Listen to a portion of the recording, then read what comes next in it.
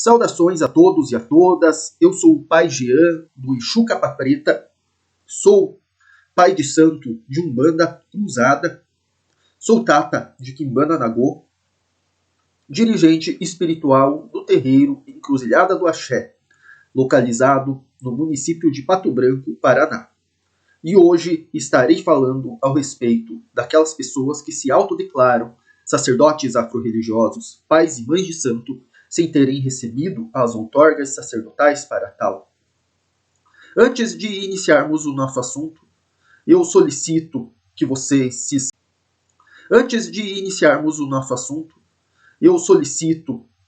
se inscrevam no canal, deixem o like em nosso vídeo e, se possível, se gostarem do conteúdo, compartilhem, comentem, e assim nós seguiremos produzindo maiores conteúdos de interesse da população afro-religiosa e para aqueles que buscam aprender mais. Laroê, seu capa preta, salve sua banda, salve sua força e salve a sua proteção. Lá na encruza, existe um homem valente, com sua capa e cartola, com seu punhal e tridente. Sobre essas pessoas que se autodeclaram sacerdotes afro-religiosos, acaba se tornando um problema de saúde comunitário, pois as pessoas que recorrem a eles mesmos e os seus familiares, as pessoas que estão perto, acabam sendo vítimas de descargas energéticas negativas, de vampirização e de ataques espirituais. O mundo espiritual é um lugar perigosíssimo, mais perigoso ainda que o nosso mundo físico. E para que uma pessoa seja mediadora do mundo físico com o mundo espiritual, ela precisa passar por preparos, precisa de anos de ensino e aprendizagem dentro de um terreiro, com a supervisão de um pai ou de uma mãe de santo, que teve também os seus preparos. É alguém que necessita saber o que está fazendo, conhecer as predileções das entidades, os pontos escados, os pontos cantados, saber as diferenciações de cada oferenda, o que significa cada entidade e os desdobramentos, as qualidades de cada entidade também. E essas coisas não se aprendem do dia para a noite. Essas coisas se aprendem com anos de persistência dentro de um terreiro. Não é apenas uma questão teórica, mas também algo que se aprende com a alma, a intuição, os dons, que são preparados no dia a dia, com a persistência de participar das giras, das modalidades rituais de um terreiro, seguindo as suas instruções, as suas normativas. Então, se a pessoa não teve humildade para ser orientado espiritual por outra pessoa, muitas vezes por se tratar de uma pessoa que não aceita ser corrigida, que acha que está sempre certo, leva para o lado pessoal algo que o dirigente está tratando da espiritualidade dele, acaba se revoltando com essas situações e abre uma própria casa. Isso é muito problemático. A pessoa não recebeu os preparos, os axés que fortalecem o corpo, o espírito e as suas entidades. Não teve autorização espiritual nem de um sacerdote e nem dos espíritos para estar realizando os seus trabalhos. E também não recebeu a corrente espiritual, as chaves e os segredos que ativam as entidades e a magia dentro de determinada tradição. Isso vai trazer problemas na própria vida e na vida daqueles que recorrem a eles, trazendo também desgaste energético, vampirização e diversos malefícios. Então, se você está buscando um terreiro, busque saber quem que passou para aquele sacerdote as outorgas, a conhecer a trajetória daquele sacerdote. A minha trajetória e também da Érica de Oiá, que é mãe de santo do terreiro, estão todas registradas numa tese de doutorado que eu realizei na UTFPR, junto a uma etnografia, o pai Aldacir de Oxaguian, que é o nosso orientador espiritual. Para realizarmos os trabalhos que realizamos, os serviços para a comunidade da modalidade que nós divulgamos, nós tivemos a autorização da espiritualidade para isso a partir do nosso pai de santo, a partir do nosso sacerdote. Nós fomos marcados com sangue, nós realizamos os assentamentos, os Exus, recebemos o axé da faca, passamos pela camarinha, pelos rituais que fortalecem o Ori, na linha de Umbanda, na linha cruzada com Candomblé, na Quimbanda. E foi a própria espiritualidade que nos passou essas outorgas, essas correntes espirituais que atuam no nosso terreiro com compromisso com a saúde e com a proteção da população que recorre até nós, no compromisso para desenvolver espiritualmente outras pessoas e levar a iluminação e o esclarecimento da espiritualidade até elas. E para tanto, houveram anos de desenvolvimento mediúnico. E mesmo após receber as outorgas sacerdotais, nós continuamos sendo filhos de santo do nosso Pai de Santo.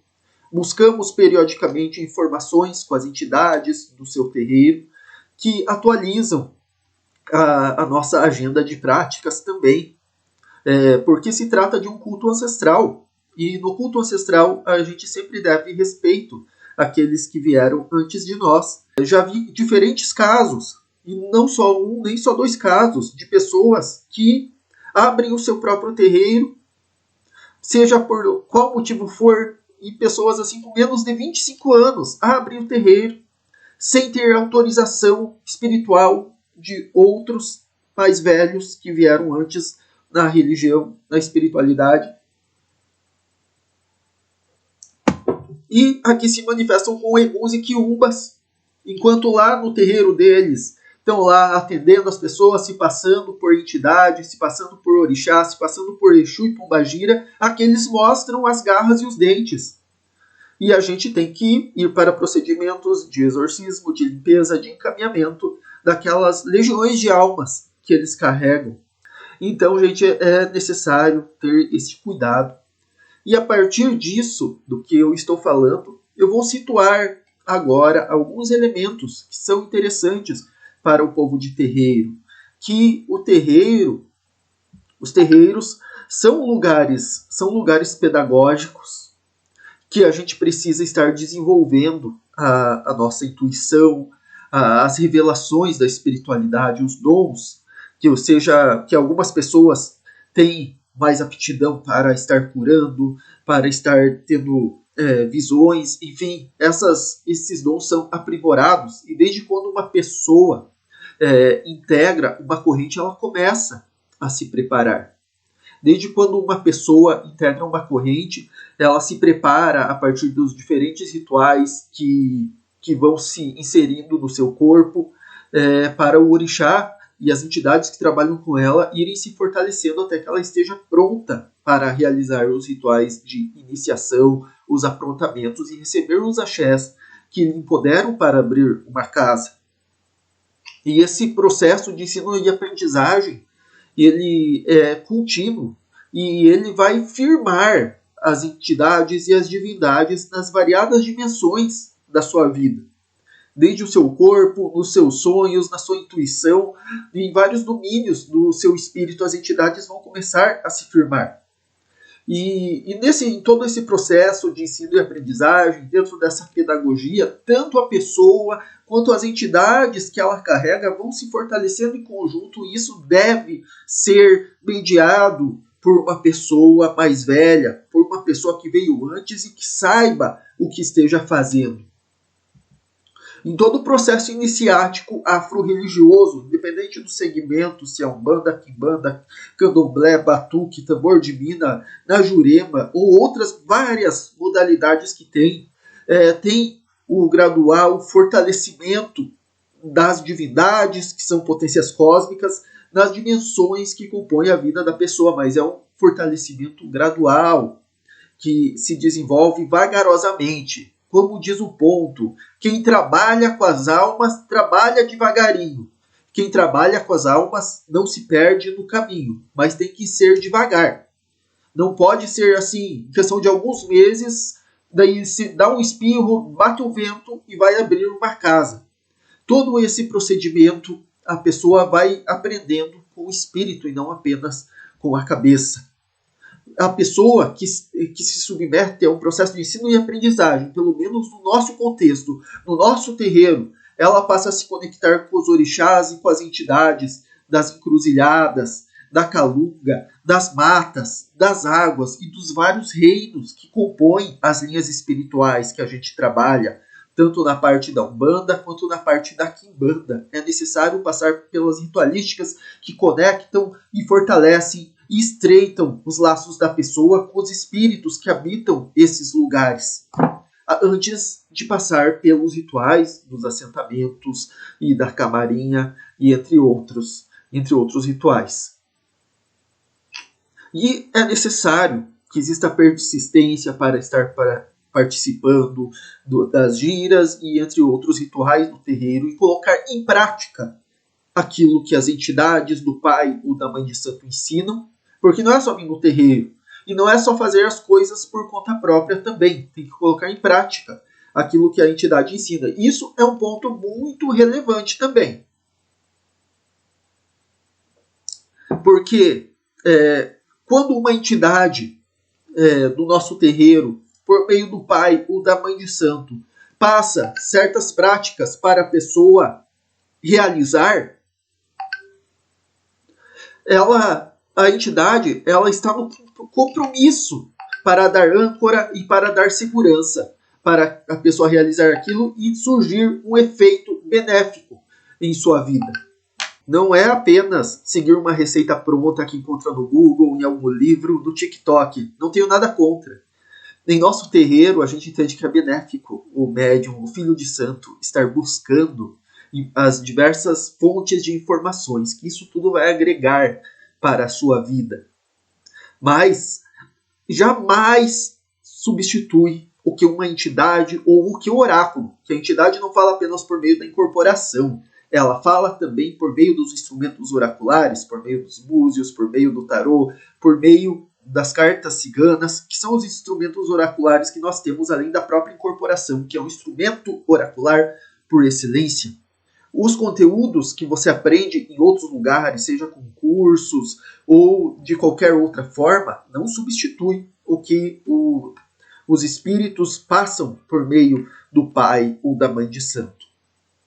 Uma máxima da religião afro-brasileira é que o saber e o fazer não estão separados. E a maior forma de aprender é colocando em prática aquilo que a entidade do pai e da mãe de santo ensinam. E se não for para colocar em prática, que nem venha do terreiro. Se for para ficar pensando, porque é muito gasto e não sei o que, tem que fazer muito sacrifício, é uma religião de sacrifício. Se não for assim, é bom sair fora da religião. Porque além de vir no terreiro, que aprende no terreiro, mas tem que colocar em prática fora do terreiro também, e a partir do que as entidades ensinam. Essa questão dos conteúdos a partir das redes sociais se torna problemático porque muitas pessoas pensam que isso substitui, mas sem a orientação, sem o discernimento de uma entidade ancorada e firme e preparada para dar âncora, um compromisso, isso pode ser problemático, pois qualquer outra entidade pode vir receber aquele trabalho e não apenas aquela para a qual o trabalho é endereçado. Apenas quando a entidade está bem firme, que as entidades do pai e da mãe de santo percebem, essa pessoa está firme, que é aí que ela vai ser liberada para se empoderar, vai receber a camarinha, o axé da faca, o assentamento do Exu, seja para ser preparada na quimbanda ou na umbanda, enfim. Mas é necessário que a pessoa esteja com uma incorporação firme e também ter adquirido os saberes de todo esse processo, que é demorado. Cada casa vai ter o seu método. No nosso caso não são os 7 anos, tal como ocorre em outros candomblés, pode ser um período menor de tempo, mas também não é em um ano que a pessoa acaba se tornando firme. Todo tipo de ritual de aprontamento se expressa como uma relação contratual, como se fosse um pacto, de uma garantia de segurança espiritual, em que se entende que a entidade, o orixá, pertence à pessoa de fato, após passar por aqueles rituais. Então, até passar por esses rituais, o orixá, a entidade, o Exu, a pombagira, não é teu de fato ainda. ele só vai ser teu após você receber essa autorização da espiritualidade e você andar pelas próprias pernas. Sem esses procedimentos pode acontecer um risco, existe um risco da entidade, do orixá, trair você. Se o teu inimigo vai lá e paga ele para se voltar contra você, você não tem ele assentado, você não firmou ele pela camarinha, não anexou ele na sua cabeça ou no seu corpo, ele pode te trair e pode se voltar contra você. E esse é um dos riscos. E mesmo que as pessoas digam o contrário, mas é a sabedoria ancestral antiga que diz isso. Não é apenas eu, Pai Jean, que estou dizendo sobre essa situação. Após passar pelos rituais de aprontamento, a potência cósmica, o orixá, o exu, a pombagira, vai atuar como uma extensão da sua vida. Como diz a Miriam Rabelo, é um componente não eu da pessoa que tem uma existência material fora dela. E muito mais pode ser dito sobre assentamentos, sobre os rituais de preparação.